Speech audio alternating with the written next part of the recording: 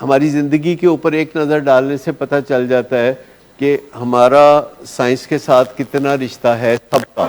کیونکہ smart phone کتنے percent لوگ یوز کرتے ہیں؟ 99%. تو اس کا مطلب ہے کہ وہ سائنس کے ساتھ اپنا رشتہ بنا چکے ہیں اور وہ سائنس پہ بڑا اسٹرانگ فیتھ رکھتے ہیں. اور جب وہ کہتے ہیں کہ میں اب کال کروں گا امریکہ میں اپنے انکل کو، تو وہ اس میں انشاءاللہ نہیں ڈالیں گے، جسٹ ایک نمبر پریس کریں گے، بلکہ ایک بٹن پریس کریں گے اور دوسری طرف سے آپ کی خالہ بول پڑے گی. لیکن میں آپ کو یہ بتا کے حیران کر دوں کہ کوئی 35 سال پہلے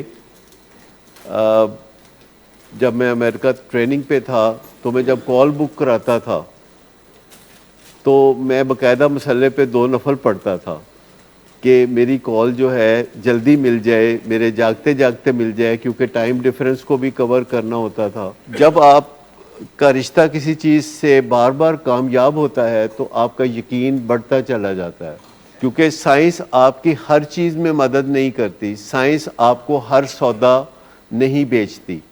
سائنس جو سودا آپ کو بیچتی ہے وہ خرید لیں.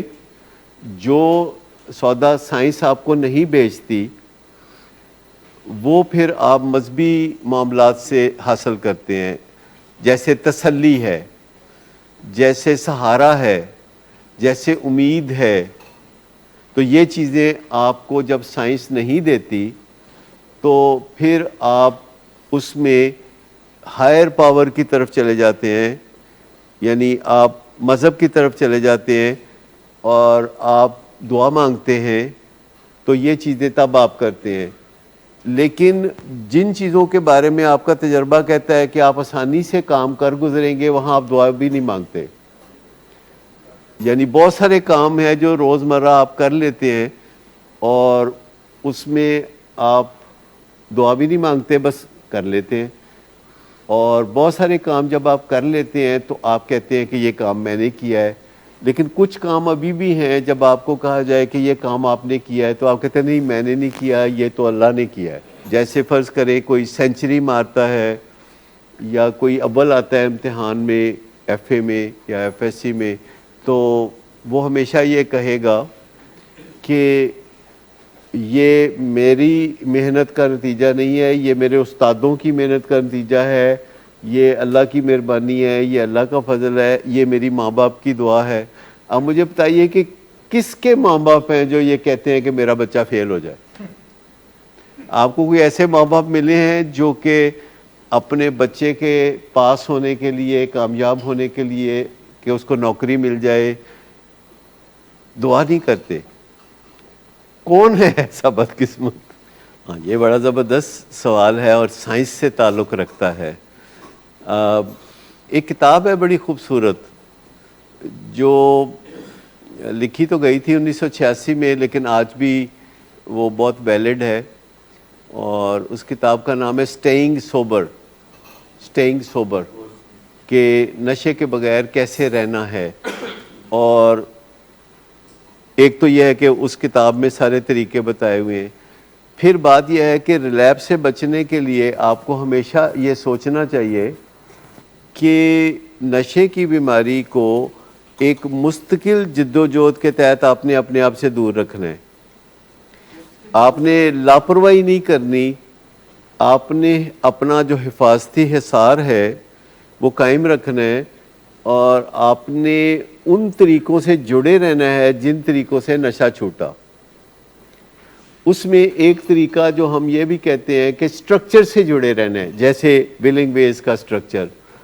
کیونکہ آپ میں سے زیادہ تر کا جو سفر ہے وہ ولنگ ویز سے سٹارٹ ہوتا ہے، ان کی مرضی کے خلاف.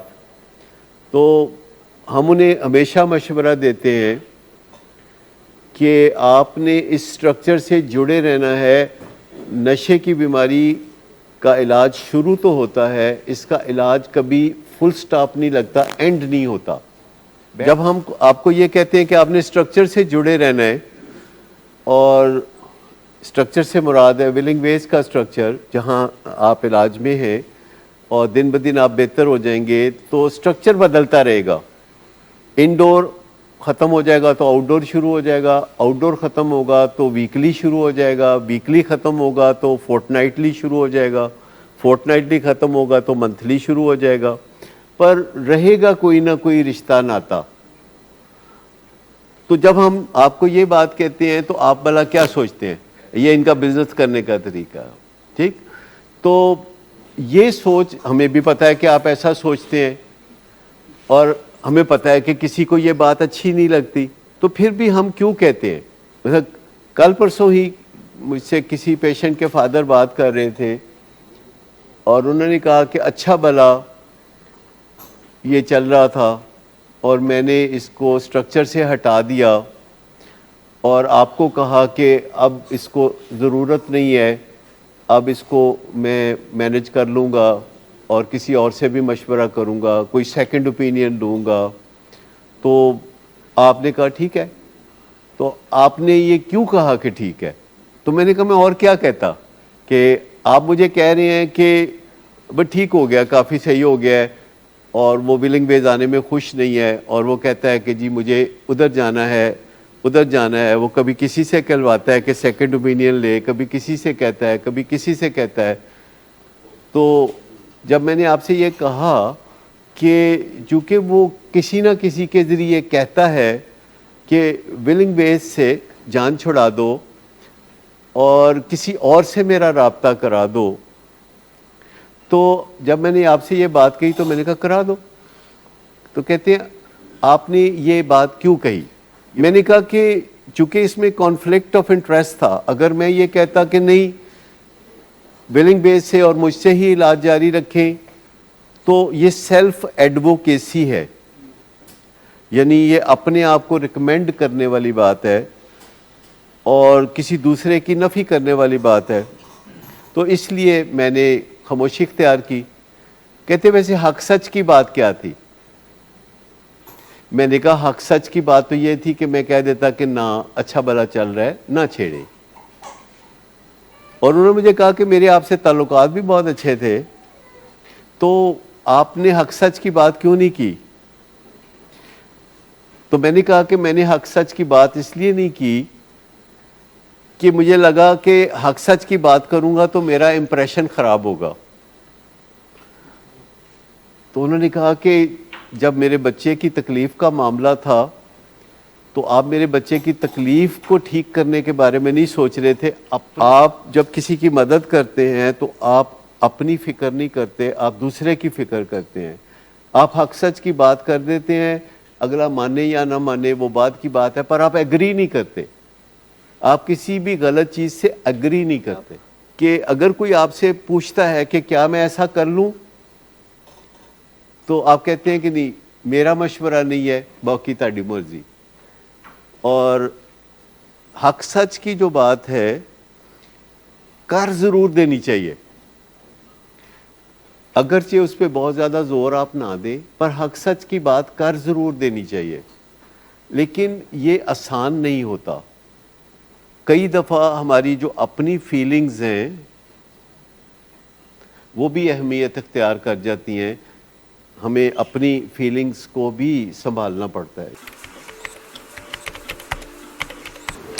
گڈ آفٹر نون سر. گڈ آفٹر نون. سر ایک کلائنٹ بہت دیر سے آپ کا انتظار کر رہے ہیں. کیا تمہیں کس نے کہا تھا اپائنٹمنٹ دینے کو؟ سر کل شام آپ ہی نہیں تو کہا تھا. جھوٹ بولتی ہو تم. میں نے تمہیں کب کہا تھا؟ تم سب جھوٹ بولتے ہو مجھ سے. شراب نوشی کی وجہ کردار کی خرابی نہیں, موڈ کی خرابی ہے. شراب نوشی کبھی بھی نشے کی بیماری میں بدل سکتی ہے. نشے کی بیماری ہر سٹیج پر قابل علاج ہے. مدد حاصل کیجیے کیونکہ وہ ایسا نہیں کرے گا. ولنگ ویز سے مدد حاصل کیجیے, کہیں سے بھی مدد حاصل کیجیے, لیکن فوری مدد حاصل کیجیے.